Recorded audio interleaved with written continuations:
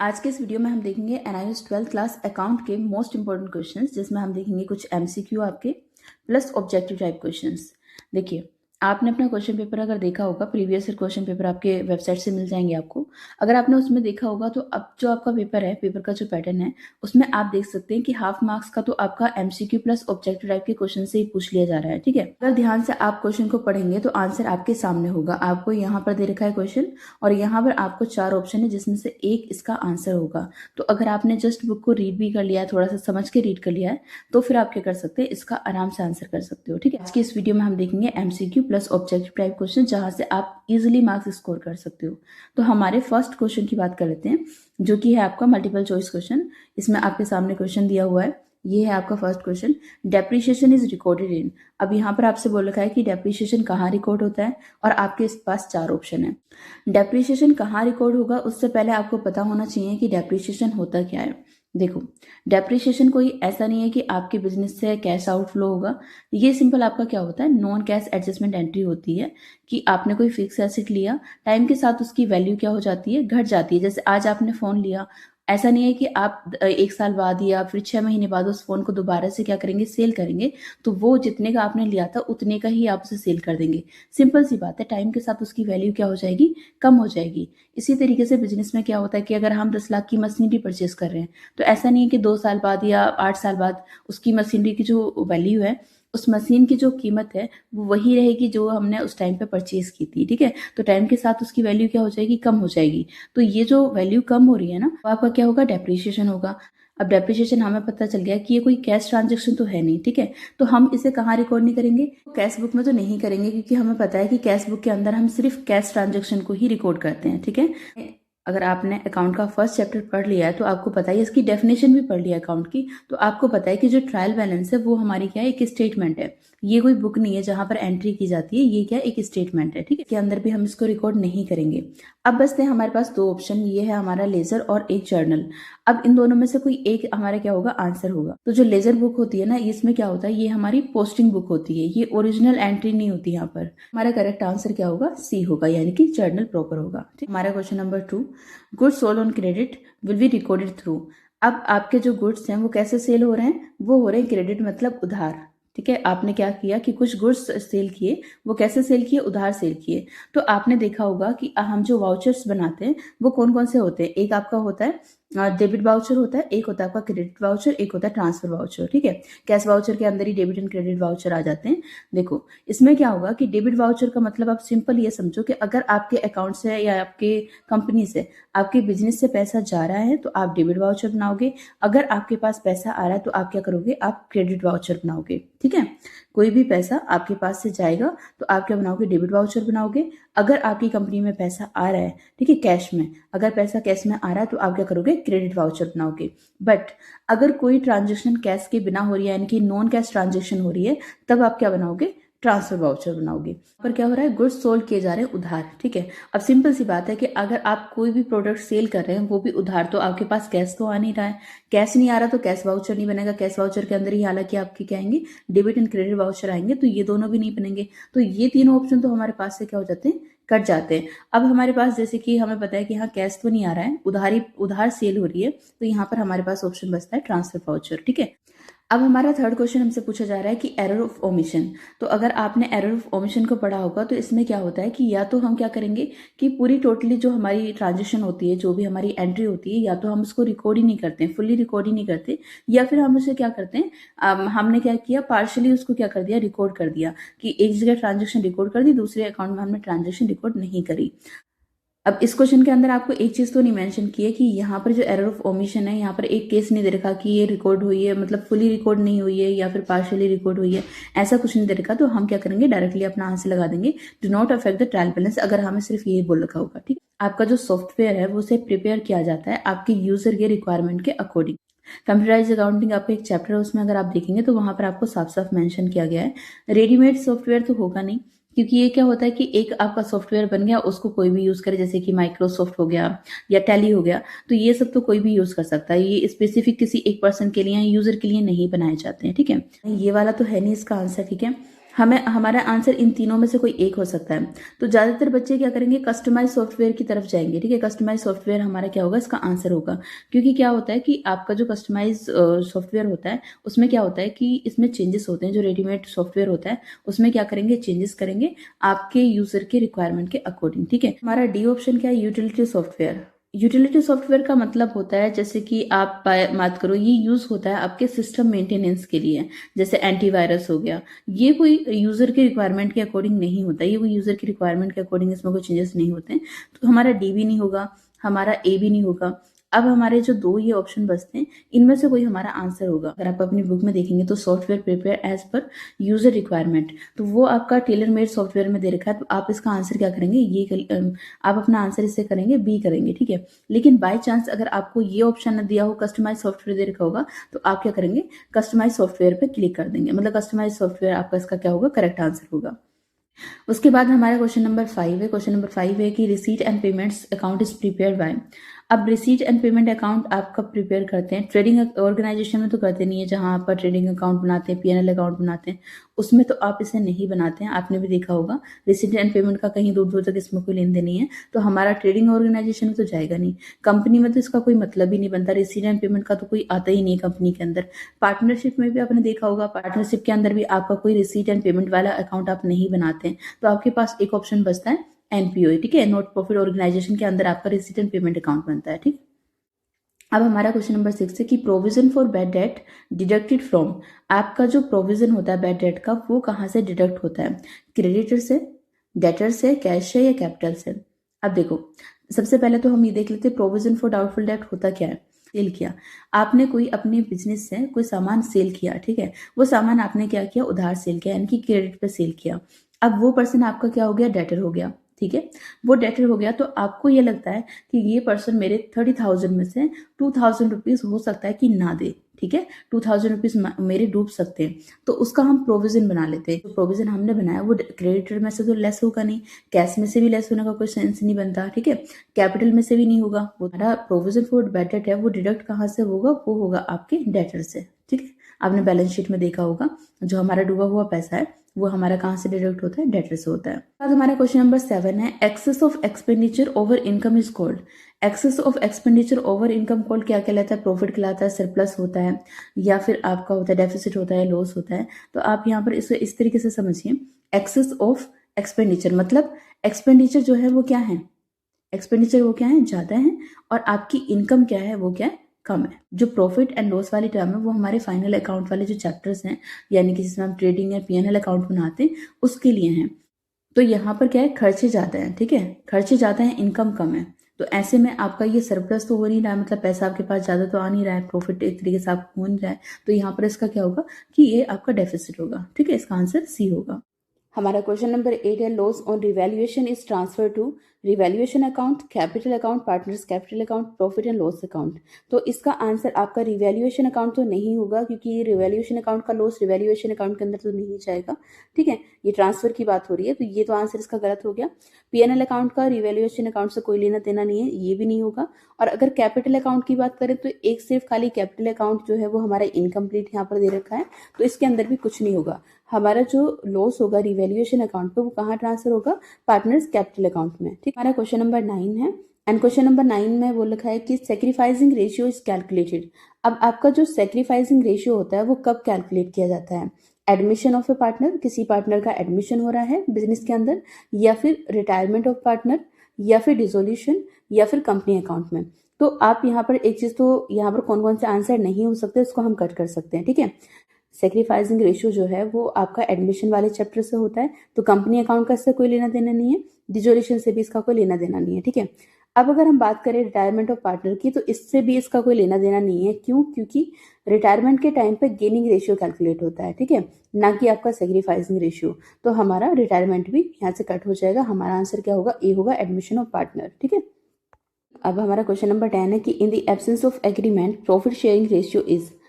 अगर आपने एग्रीमेंट नहीं बनाया है कि आपका जो प्रॉफिट शेयरिंग रेशियो होगा, ये होगा, वो होगा, तो अगर आपका जो एग्रीमेंट है वो नहीं बनाया हुआ है, तो उसके एब्सेंस में आपका जो रेशियो है वो माना जाता है इक्वल रेशियो। ठीक है, अब उसके बाद में हमारा क्वेश्चन नंबर 11 है, authorised capital means issue capital, maximum capital, subscribe capital या paid up capital. Authorise capital आपकी वो कैपिटल होती है जो कि आप मैक्सिमम होती है, मतलब इससे ज्यादा आप जो है वो इश्यू नहीं कर सकते, ठीक है। तो ये आपकी मैक्सिमम कैपिटल होगी, इसका आंसर होगा मैक्सिमम कैपिटल।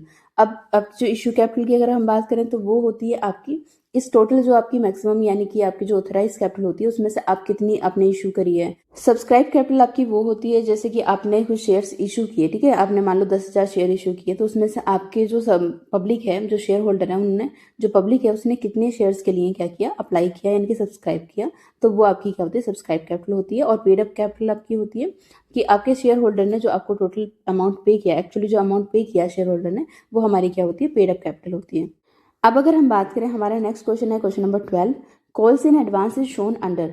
आपके जो कॉल्स इन एडवांस है वो कहाँ पर आता है, एसेट साइड आता है, लायबिलिटी साइड आता है, एक्सपेंस साइड आता है या इनकम साइड आता है। आपको किसी पर्सन ने यानी कि आपके जो शेयर होल्डर हैं उसने कंपनी को क्या कर दी, एडवांस में पेमेंट कर दी। जस्ट एग्जाम्पल, एक शेयर होल्डर को कंपनी को 10 रुपए देने थे, ठीक है, टोटल 10 रुपए देने थे, और उस शेयर होल्डर ने क्या किया, कंपनी को 5 रुपए की बजाय फर्स्ट इंस्टॉलमेंट में उसे 5 रुपए देने थे, सेकंड पे उसे क्या करना था, 10 रुपए देने, 5 रुपए और देने थे। तो ऐसे में क्या किया, जब शेयर सप्लाई किए उसी टाइम पे उसने 10 रुपए पे कर दिए, तो जो 5 रुपए हैं वो क्या है, कंपनी के पास एडवांस चले गए। अब वो एडवांस कंपनी का कोई एसेट तो है नहीं, और वो खर्चा भी नहीं है, ठीक है, कोई एक्सपेंस भी नहीं है, वो आपकी उसकी इनकम भी नहीं है, ठीक है, वो उसकी इनकम भी नहीं है, उसकी बिजनेस से अर्निंग हो रही है, ठीक है। वो शेयर होल्डर ने क्या किए थे, शेयर्स के लिए अप्लाई किया था, उसमें उसने एडवांस में पेमेंट कर दी, तो वो कहीं ना कहीं उसकी क्या होगी, लायबिलिटी होगी, जब तक वो आगे एडजस्ट नहीं हो जाती है, ठीक है। जब तक आगे नेक्स्ट आपकी जो इंस्टॉलमेंट है उस पर उसे एडजस्ट नहीं कर देते इस आपके एडवांस अमाउंट पर, तब तक वो कंपनी की क्या होगी, लायबिलिटी होगी, यानी कि इसका आंसर क्या होगा, बी होगा। बाद हमारा क्वेश्चन नंबर 13 है, shares can be issued for consideration other than cash. अब आपके जो शेयर्स हैं वो इशू किए जा सकते हैं अदर देन कैश, मतलब जैसे कि एसेट्स हो गए, बिजनेस हो गया, या फिर आपके कोई सर्विस हो गई, ये सब चीज़ के बदले आपके जो है वो शेयर्स इशू किए जा सकते हैं, ठीक है। तो यहाँ पर इसका आंसर सिंपल सा है कि शेयर्स इशू किए जा सकते हैं। बोनस इशू की अगर हम बात करें तो वो आपका कैपिटल रिजर्व जो होती है वहां से बोनस इशू किया जाता है। फोरफीचर का मतलब होता है जो हमारे जो शेयर होल्डर के शेयर्स जो होते हैं उनको जब्त कर लिया जाता है, जिनको वो पे नहीं कर पाते, ठीक है। तो ये भी इसका आंसर नहीं होगा। री इशू का मतलब होता है जो शेयर हमने जब्त करें उन शेयर्स को वापस से री इशू करना, तो ये तीनों तो इसके आंसर नहीं होंगे। Shares can be issued for consideration other than cash, इसका आंसर होगा इशू ऑफ शेयर्स, ठीक है। हमारा नेक्स्ट क्वेश्चन नंबर 14 है जो कि इंपॉर्टेंट है, which activity comes under operating activities. अब इनमें से कौन सी एक्टिविटीज जो है वो आपकी क्या है, ऑपरेटिंग एक्टिविटीज है। ऑपरेटिंग एक्टिविटीज को आप ऐसे समझ लीजिए कि आपका कोई बिजनेस है, उससे आप जो भी सेल परचेज कर रहे हैं, जो आपका मेन बिजनेस है कि आप कोई प्रोडक्ट सेल कर रहे हैं वो आपका बिजनेस है, ठीक है। तो उससे जो भी आपको अर्निंग हो रही है उसके अकॉर्डिंग जो भी आप एंट्री कर रहे हैं, किसी को सैलरी पे कर रहे हैं, कोई सामान आप परचेज कर रहे हैं, कोई सेल कर रहे हैं, उससे जो अर्निंग होती है वो हमारी ऑपरेटिंग एक्टिविटीज होती हैं। तो परचेज ऑफ प्लांट या issue of shares, cash sales या लोन टेकन। एक कैश फ्लो स्टेटमेंट का क्वेश्चन आता है, उसके अंदर आप तीन चीज देखोगे, एक आपकी होती है ऑपरेटिंग एक्टिविटी, एक आपकी होती है इन्वेस्टिंग एक्टिविटी, क्या होती है, इन्वेस्टिंग एक्टिविटीज, और दूसरी आपकी होती है फाइनेंसिंग एक्टिविटीज, फाइनेंसिंग एक्टिविटीज, ठीक है। अब अगर हम इन्वेस्टिंग की बात करें, इन्वेस्टिंग एक्टिविटीज की बात करें, तो परचेज ऑफ प्लांट, अगर प्लांट परचेज कर रहे हैं तो ये कोई ऐसी नहीं है कि 1,000 2,000 की या 10,000 की आ जाती हैं, ये आती हैं आपकी 10 लाख की या 15 लाख की, ठीक है। तो आप प्लांट परचेज कर रहे हैं, मशीनरी परचेज कर रहे हैं, तो ये हमारा क्या हो जाता है, इन्वेस्टिंग एक्टिविटी है कि आप कहीं इन्वेस्ट कर रहे हैं।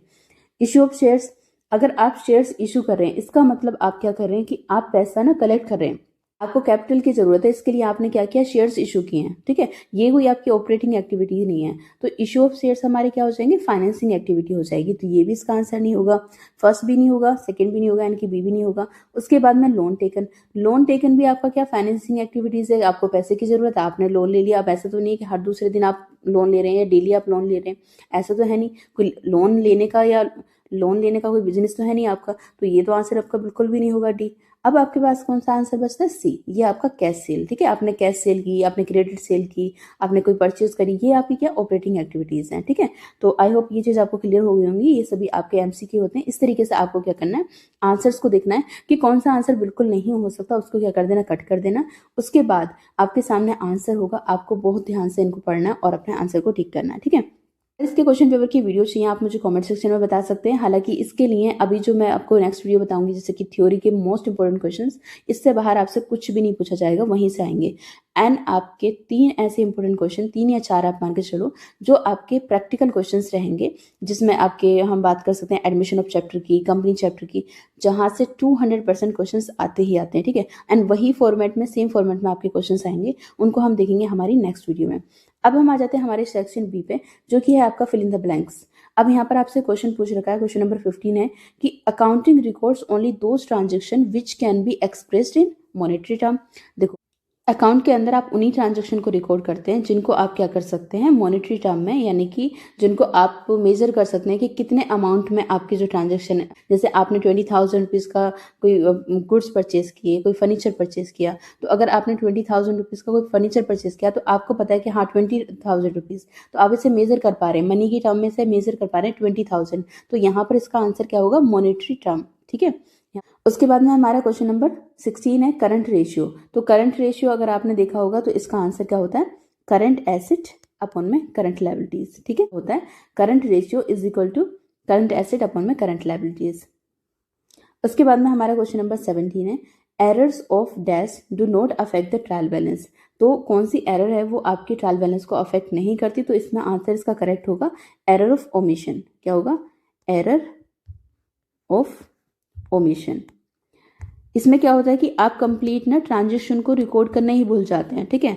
ऐसा होता है कि आप पार्शियली भी रिकॉर्ड कर देते हैं, बट अगर इसका मेन जो रहता है वो एरर ऑफ ओमिशन में, कि आप क्या करते हैं, कंप्लीटली ट्रांजेक्शन को रिकॉर्ड करना भूल जाते हैं। इसका कोई भी इफेक्ट आपके ट्रायल बैलेंस पे नहीं पड़ता, ठीक है।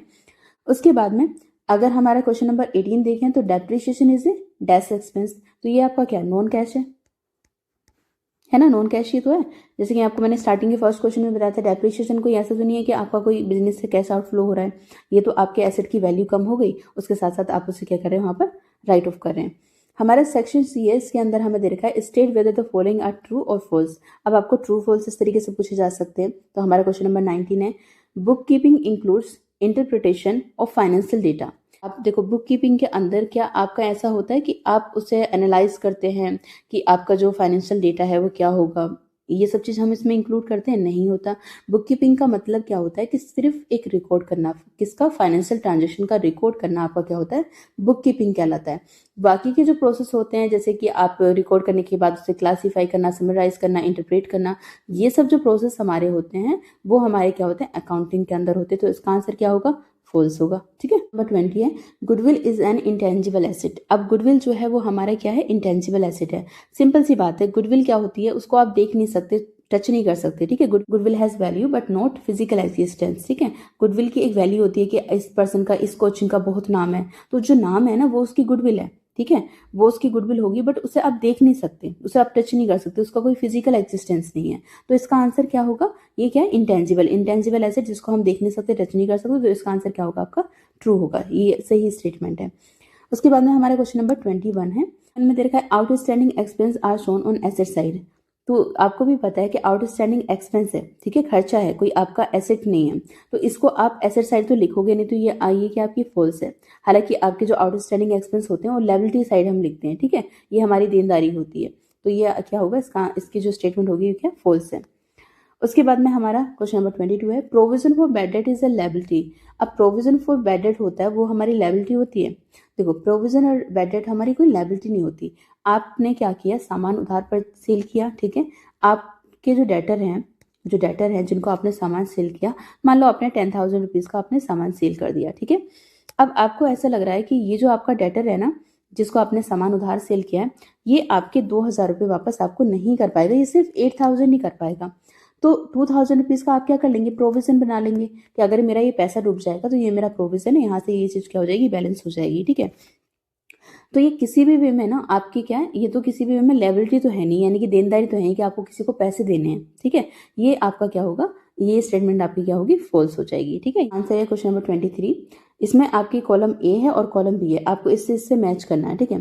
तो हमारा पहला है कि जर्नल प्रॉपर, फिर इसके बाद में है sales book, cash book, trial balance. इसके सामने आपको आंसर देखिए credit sale, adjustment entry, cash transaction और या चेक एक्यूरेसी। तो आप एक चीज़ तो देखना कि सबसे पहले जो आपको हम अच्छे से समझ में आ जाए उसको देखना है कि जो कैश बुक होती है उसके अंदर हम कैश ट्रांजेक्शन ही करते हैं, तो इसका आंसर जो होगा ना सी का तो यही होगा, ठीक है, कैश ट्रांजेक्शन। ट्रायल बैलेंस वाला क्या है, ट्रायल बैलेंस आपकी क्या है, चेक एक्यूरेसी चेक करती है, ठीक है, करते हैं। ट्रायल बैलेंस के अंदर हम क्या करते हैं कि हमारा टोटल डेबिट बैलेंस कितना, क्रेडिट बैलेंस क्या, तो चेक एक्यूरेसी करती है, तो इसका आंसर भी क्या होगा, सेम होगा। अब हमारे दो बचते हैं। सेल्स बुक क्या होती है, क्रेडिट सेल। सेल्स बुक के अंदर हम क्या करते हैं, क्रेडिट सेल्स को लिखते हैं, ठीक है, जो हमारी सेल्स बुक होती है उसके अंदर हम क्या करते हैं, जो क्रेडिट सेल होती है ना, जो उधार सेल होती है उसको हम लिखते हैं। और जर्नल प्रॉपर हमारा क्या होता है, वो एडजस्टमेंट एंट्री होती है। एडजस्टमेंट एंट्री हमारी कहाँ जाती है, जर्नल प्रॉपर पर होती है, ठीक है, जर्नल प्रॉपर में होती है, एंट्री होती है। अब हम आ जाते हैं हमारे सेक्शन ई पे, और इसमें हमसे बोल रखा है कि असेसन रीजन टाइप। यहाँ पर आपको बताना है कि हमारा क्वेश्चन नंबर 24 है या क्वेश्चन, इसमें हमें बोल रखा है कि trial balance ensure arithmetic accuracy. ये तो सही है कि आपकी जो ट्रायल बैलेंस है वो ये इंश्योर करती है कि अर्थमेटिक एक्यूरेसी क्या है, मतलब हमारा जो डेबिट बैलेंस है वो क्रेडिट बैलेंस के साथ मैच कर रहा है या नहीं कर रहा है। बट इसका जो रीजन दे रखा है ना कि all errors are detected by trial balance, तो ये गलत है, क्योंकि सभी एरर्स हम डिटेक्ट नहीं कर पाते सिर्फ ट्रायल बैलेंस से, ठीक है। तो इसमें आपका जो है बी आंसर, जो आपका रीजन है वो गलत है। तो इसका आंसर कौन सा होगा, बोथ ट्रू, ये तो नहीं होगा, ठीक है, दोनों तो करेक्ट नहीं है। बोथ फॉल्स, दोनों भी गलत नहीं है, क्योंकि एक तो सही है ना आपका ए वाला। तो हमारा इसका आंसर होगा सी, ए ट्रू है बट आर हमारा क्या फॉल्स है, ठीक है। ये एमसीक्यू प्लस ऑब्जेक्टिव टाइप के क्वेश्चंस जहां से आपके आराम से आप अच्छे मार्क्स स्कोर कर सकते हैं, इवन पासिंग मार्क्स बहुत आसानी से आप यहाँ से स्कोर कर सकते हैं। बस आपके सामने आंसर होगा, आपको क्या करना है कि सही तरीके से उसको क्या करना है, आंसर को टिक करना है, ठीक है। ठीक है, आई होप ये वीडियो आपको हेल्पफुल लगी होगी। अगर वीडियो अच्छी लगी है तो इसको लाइक कर देना। नेक्स्ट वीडियो के अंदर हम देखेंगे हमारे ऐसे थ्योरी के क्वेश्चंस जहां से बाहर आपसे क्वेश्चन पूछे ही नहीं जाएगा, और उसके बाद हमारे न्यूमेरिकल क्वेश्चंस जो कि बहुत इंपॉर्टेंट है, उससे अलग आपसे वो सेम फॉर्मेट में सेम टाइप के क्वेश्चंस आएंगे ही आएंगे। 3 से 4 क्वेश्चन मैं आपको बताऊंगी जिससे आप अच्छे मार्क्स स्कोर कर सकते हैं। तो अभी आपको क्या करना है, जो ये एमसीक्यू है इनकी प्रैक्टिस करना, प्लस प्रीवियस ईयर के क्वेश्चन पेपर को डाउनलोड करो, वहाँ के एमसीक्यू जो है उनको आपको क्या करना है कि उनको सॉल्व करो, ठीक है, खुद से सॉल्व करो, इसी तरीके से इसी मेथड से सॉल्व करो। अगर कहीं पर भी डाउट आ रहा है या उसका आंसर क्या हो रहा है, आप मुझे इसी वीडियो के कमेंट सेक्शन में लिखो। इसी वीडियो के आप कमेंट सेक्शन में वो आंसर्स लिख सकते हो कि आपका 2025 का क्वेश्चन पेपर था और उसका आपका फर्स्ट एमसीक्यू है, उसका आंसर ये होगा, ठीक है। इस तरीके से आपकी प्रैक्टिस भी हो जाएगी, आपको ये भी पता चल जाएगा कि मेरा आंसर, ऐसा होता है कई बार कि या तो मैं आपको रिप्लाई कर दूंगी, मैं रिप्लाई नहीं कर पाई, दूसरे बच्चे रिप्लाई कर लेंगे वहां पर, तो इससे क्या होगा कि आपकी प्रैक्टिस भी हो जाएगी, आपको करेक्ट आंसर भी पता चल जाएगा, ठीक है। तो इस तरीके से भी आप क्या कर सकते हैं, प्रैक्टिस कर सकते हैं। तो मिलेंगे नेक्स्ट वीडियो में। Thank you for watching.